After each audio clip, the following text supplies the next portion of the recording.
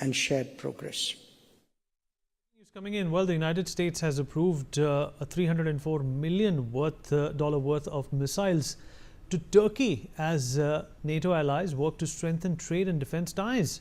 The deal, which still needs congressional sign-off, came as Secretary of State Marco Rubio visited Turkey to attend a meeting of NATO foreign ministers on the 15th of May. Turkey has requested 53 advanced medium-range air-to-air missiles at an estimated cost of $225 million and 60 Block 2 missiles at $79.1 million. This comes amidst rising calls in India to boycott Turkey over the nation's support to Pakistan. Aditya, what are we supposed to make of this? The United States first put sanctions on Turkey a few years ago for procuring the S-400, and now they're helping them get equipped. Well, absolutely. This shows the fact how things, rapidly change in the geopolitical scenario, in a wider geopolitical scenario. Recently what we have seen that, the United States of America has signed a big arms deal with Saudi Arabia amounting to $132 million. And now, it has also signed a, deal for Turkey regarding a defense deal, So this is significant of the fact that, US is looking towards Asia as an important continent. And that is why it is, expanding with all the countries that are in Asia.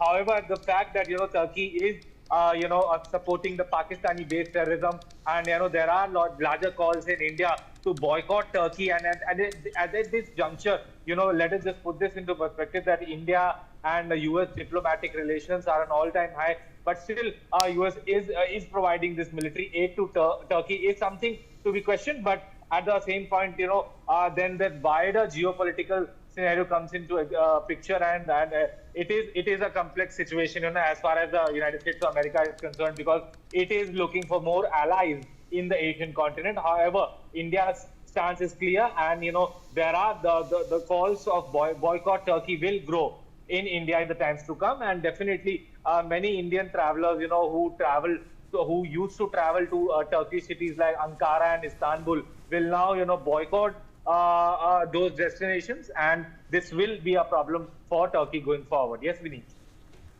Mr. Sanjeev Srivastava, international affairs expert, also joins us on the broadcast. Mr. Srivastava, why doesn't the the NATO allies have a problem with Turkey being a partner when it comes to weaponry? They are obviously, drifting towards Islamic radicalism, supporting Pakistan and its terrorist outfits. Why can't the Americans see that?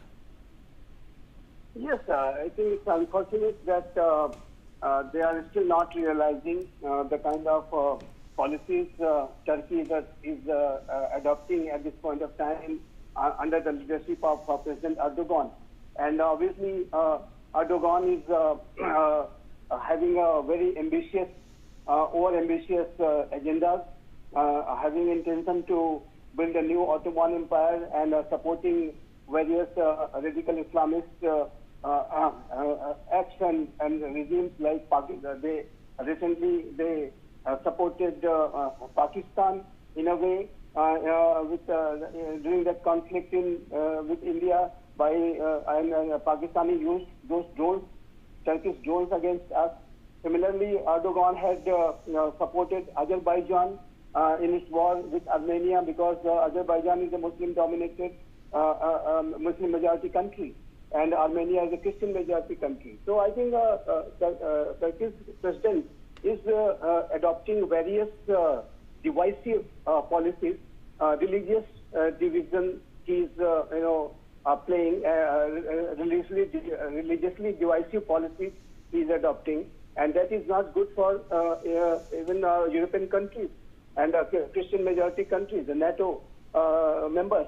So I think they should take a serious note of what Erdogan is doing at this point of time, and they should refrain from going ahead with this kind of big deals like what United States of America has done with this $304 million worth of this missile deal.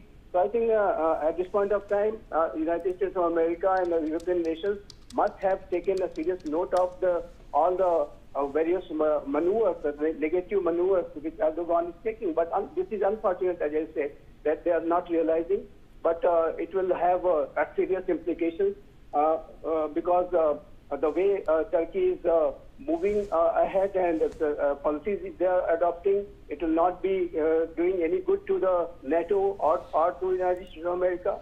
But we need U.S. President Donald Trump is very transactional. He has a business-minded approach. And when he got this chance of having this deal of $304 million worth of defense trade, then I think he has gone ahead despite knowing the fact that United States of America had imposed a sanction against Turkey for their purchase of S-400. And also, U.S. and Turkey's ties has not been good because United States of America support the Kurdish militias, which Turkey treats them as their enemy.